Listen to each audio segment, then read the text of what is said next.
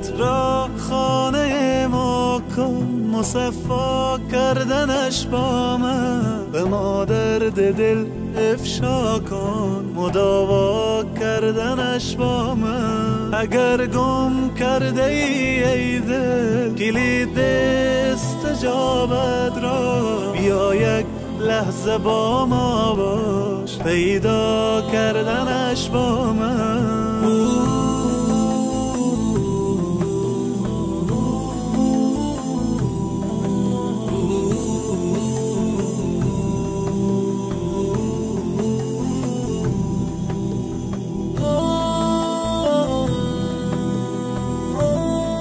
الحمدلله و صلات و سلام علی رسول الله. عزیزان گران قدر، ما فعلا در مکتب عمر فاروق قرار داریم.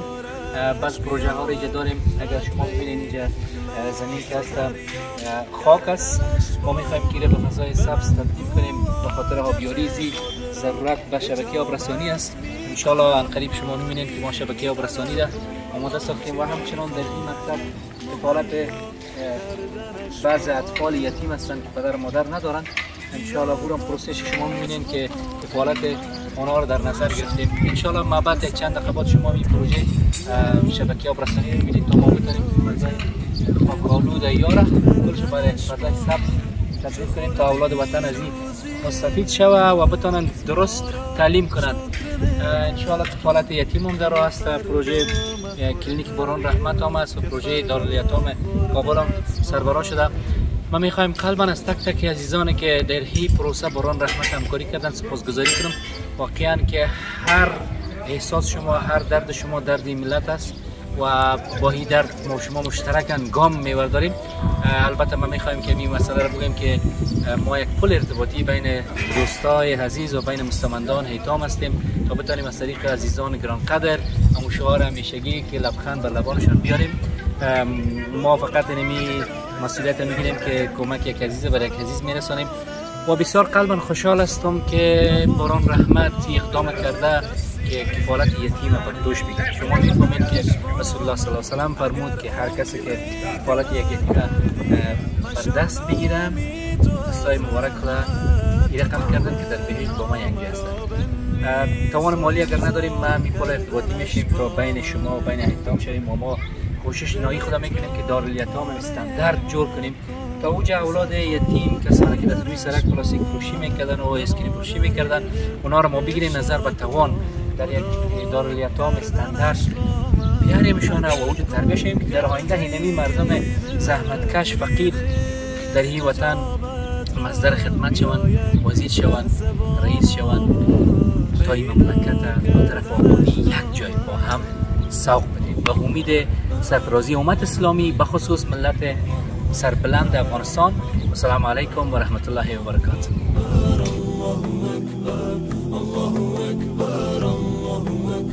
لا اله الا الله محمد رسول الله. لا اله الا الله.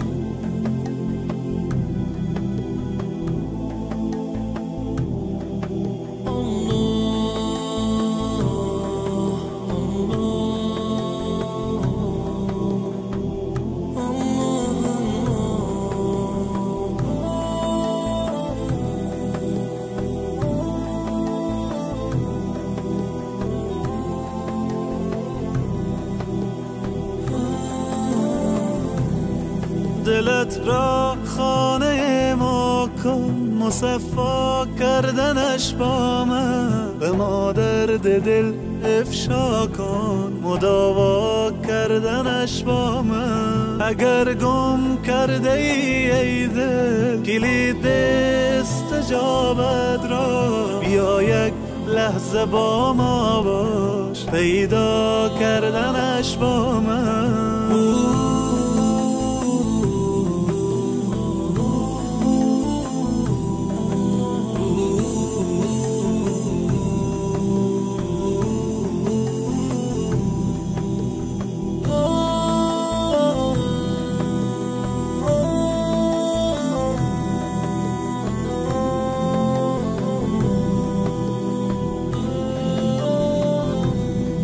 بیفشان قطره اشکه که من هستم خریدارش، بیاور قطره اخلاص و دریا کردنش با من. عزیزان گرامی قدر شما رو تماشا میکنید که بخیر پروژه آب بخیر شروع میشه. ان قریب دیگه ما شاهد زی هستیم که آب بخیر جریان پیدا کنه. دولت باید کردن خواهر ما که کمک کردن به نام شیلا جان هستن، شهلا خواهر به نام پدر اله الحمد خواهر از به خاطر پدر یعنی الحمدلله زمان استقامت نصیبشان کنه. یک صدقه جاریه به خاطر پدر بوده نظر گرفته بودن و همین پروسه را معاینه شما تماشا میکنید. الله متعال ثوابشه برای پدر شان برسانه. دیگه دوستای عزیز الله متعال توفیق مزید نصیب کنه. این یک بخش از کوچک یک ساحه از افغانستان است. مشکلات بسیار مزید است. ما یک کلیپ دیگر بر شما ثبت کرده بودیم به نام جر خشک میگفتن یا دری خشک بوده. مردم چندین کیلومتر راه میرن توسط مرکب یا آب میارن. عزیزان سهم بگیرین تا ما بتونیم پل ارتباطی شویم اونجا هم بتونیم شبکه‌های آبیاری را در نقطه افغانستان ایجاد کنیم. هر کسی که میخواد سعی شه پل باران و رحمت پل ارتباطی بین شما هست و ما میتونیم که مصدر خدمت شیم و این صدقه جاریه را ان شاء الله برای شما ترتیب بدیم. ان شاء الله ببینیم که بنویس و امضا کردنش با من، دلت را خانه ما کن، مصفا کردنش با من، به ما درد دل افشا کن، مداوا کردنش با من. اگر گم کرده ای دل کلید استجابت را، بیا یک لحظه با ما باش، پیدا کردنش با من. الله اکبر الله اکبر الله اکبر الله اکبر الله اکبر الله اکبر الله اکبر الله اکبر. لا اله الا الله محمد رسول الله. لا اله الا الله.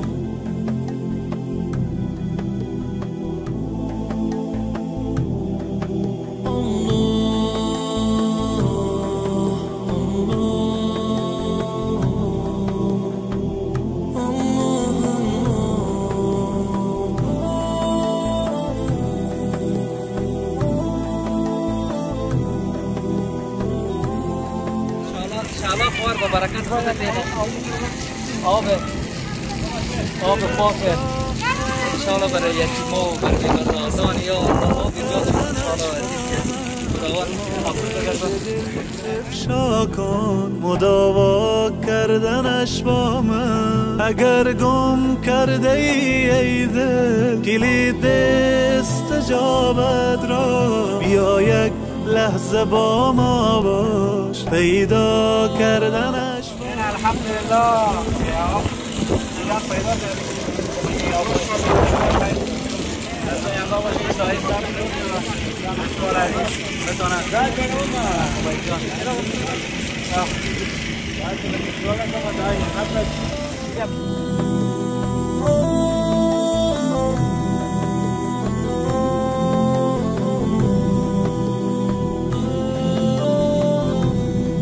بیفشان قطره اشکه که من هستم خریدارش، بیاور قطره اخلاص و دریا کردنش با من.